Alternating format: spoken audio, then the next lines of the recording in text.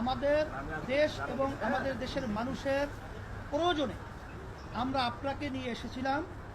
আমরা একত্রে সুন্দর দেশ গড়ার লক্ষ্যে মাঝখানে চলার পথে আপনি হয়তোবা কষ্ট পেয়েছেন বা আপনাকে কাজ করার সুযোগ দেওয়া হচ্ছে না, বিভিন্ন কায়দায় মানসিক ব্রেন বিভিন্ন ধরনের টর্চার আপনার উপরে চলছে, এটা আমরা অনুভব করছি।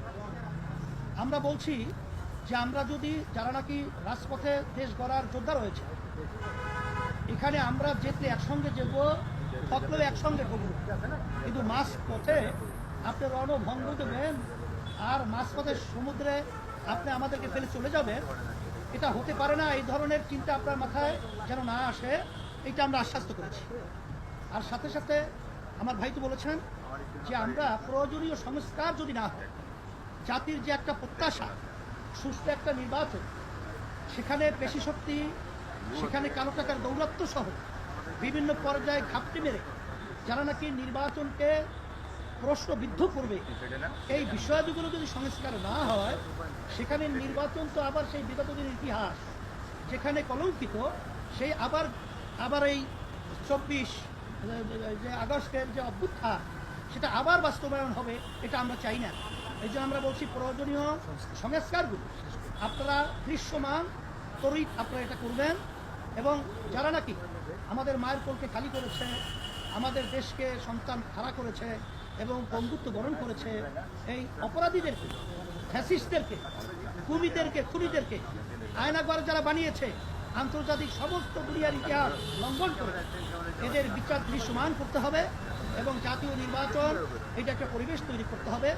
আর সাথে সাথে আমরা স্থানীয় নির্বাচনের ব্যাপারেও আমরা বলছি, এটা যদি আগে হয় তাহলে কালো টাকা এবং পেশি শক্তির প্রভাবটা সেখানে এলাকায় ওভাবে তারা করতে পারবে না, বিধায় সুন্দর একটা জনপ্রতিনিধির একটা প্ল্যাটফর্ম তৈরি হবে, এটা আমরা আলোচনা করেছি।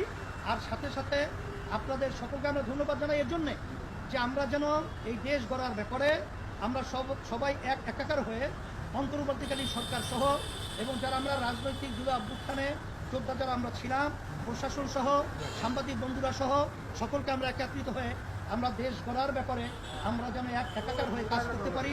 আপনাদের সকলকে ধন্যবাদ জানাচ্ছি এবং আমাদের আলোচনা অত্যন্ত সুন্দর ফলপ্রসূ হয়েছে।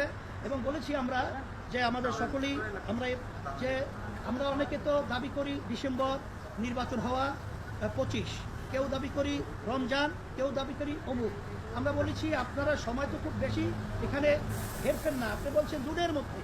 এবং আজকে আমাদের সম্মানিত প্রধান উপদেষ্টা বলেছেন জুনের একদিনের পরেও এই সরকার থাকবে না 2025, এটা আপনার নিশ্চিত হবে 2026, এটা পরিষ্কার সে বলেছে।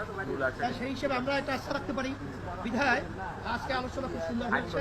আমরা সবাই দেশ গড়ার ব্যাপারে আরো আমাদের যে একটা ভয় ছিল, অন্ধকারের মেঘ ছিল, সেটা আল্লাহর রহমতে অনেকটা কেটে গেছে। আমাদের অন্তর্বর্তীকালী সরকার এবং প্রধান তাকে আমরা সাহস যোগাবার জন্য আল্লাহর রহমত করে।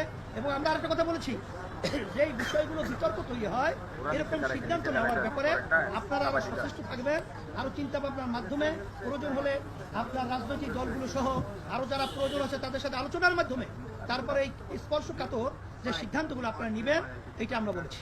আলহামদুলিল্লাহ।